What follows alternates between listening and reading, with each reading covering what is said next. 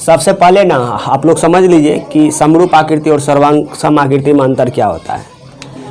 तो सर्वांगसम का मतलब होता है जिसका आकार और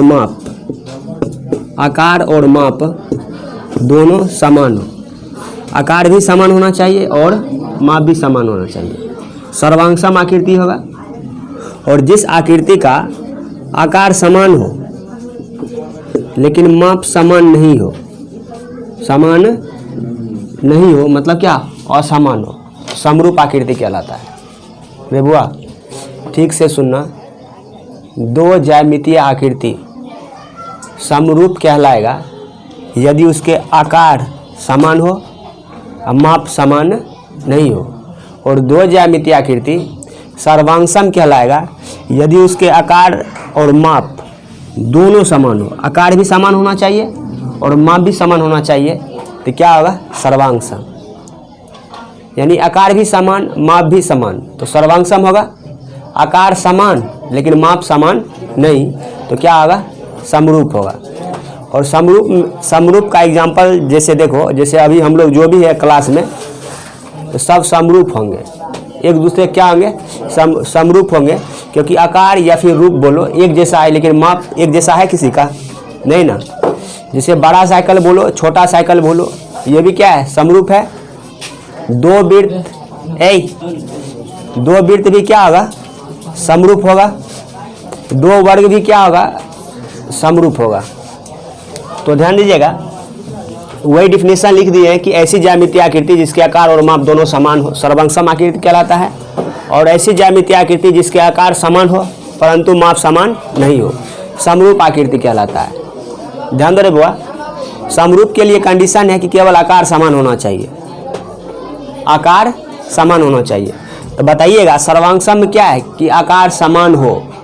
सर्वांगसम में कंडीशन है ना कि आकार समान हो ना, अर्थात सभी सर्वांगसम आकृति समरूप होगा, क्योंकि समरूप का कॉन्सेप्ट है आकार समान हो। तो सर्वांगसम में भी तो है ना कि आकार समान हो और माप समान हो।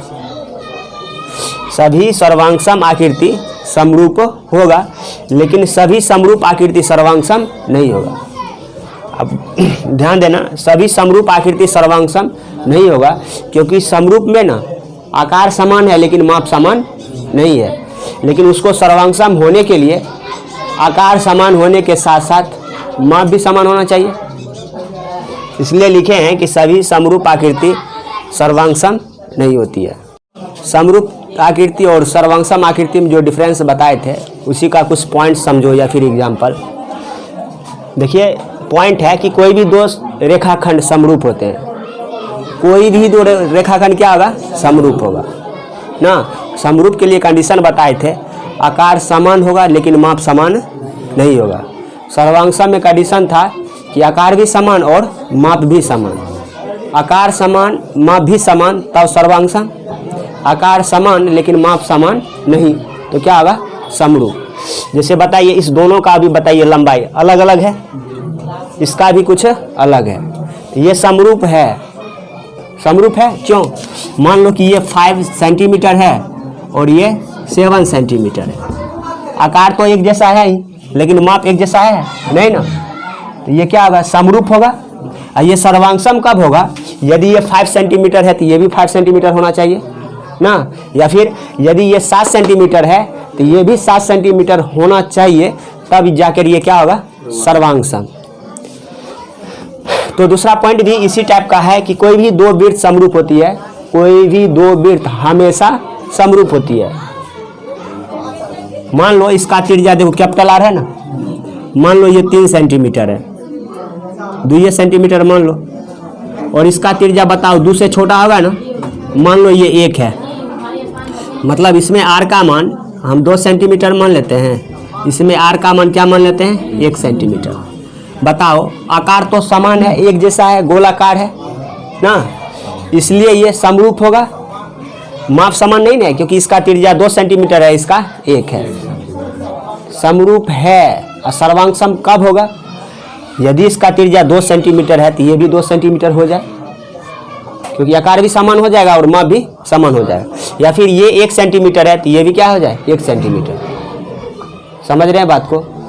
फिर देखो कोई भी दो वर्ग हमेशा समरूप होता है, और परंतु ये सर्वांग तभी होंगे जब इनकी लंबाइयाँ क्या हो, भुजा की लंबाइयाँ, जब इनकी भुजा समान हो या फिर भुजा की लंबाइयाँ समान हो। बताओ ये वर्ग है ना, चारों भुजा बराबर, ये भी वर्ग है, चारों भुजा बराबर। देखने से ही लगता है कि आकार तो सेम है, एक जैसा है आकार, लेकिन माप देखो ये बड़ा है और ये क्या है छोटा है।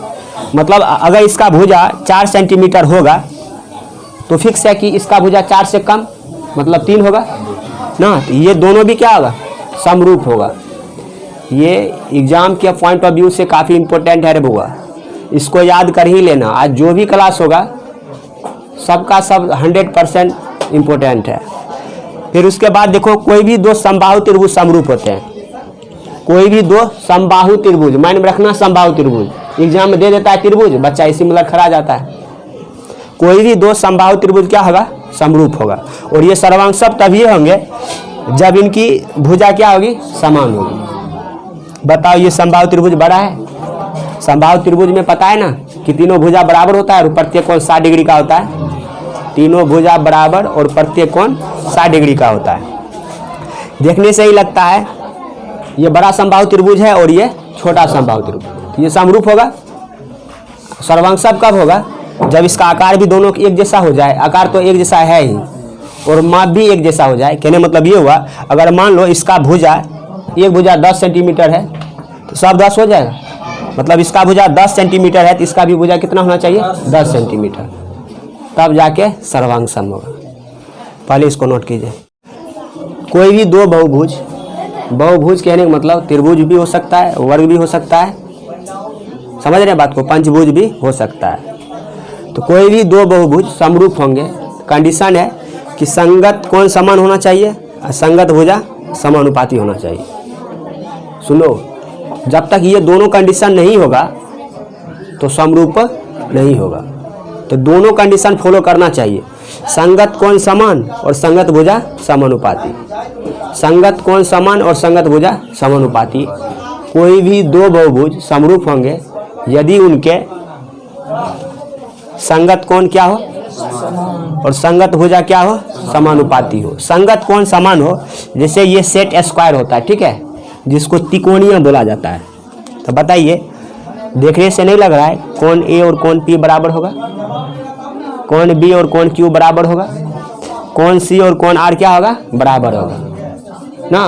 और जब भुजा का रेशियो निकालेंगे ना अनुपात, ये भी बराबर होगा, अर्थात ए बी बटा पी क्यू, ए बी बटा पी क्यू, बी सी बटा क्यू आर, बी सी बटा क्यू आर और ए सी बटा पी आर ना। बताइए पहले कोण के बारे में बोलिए तो, कोण ए बराबर कोण पी, कोण बी बराबर कोण क्यू, कोण सी बराबर कोण आर ना।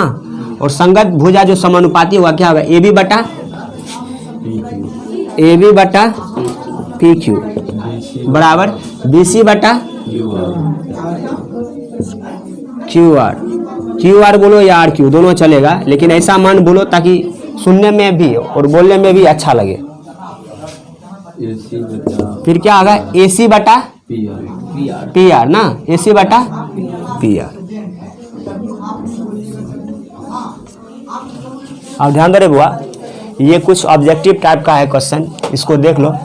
अभी जस्ट पॉइंट बताए थे, सभी वृत्त बताओ समरूप होते हैं या सर्वांग सम? समरूप होगा।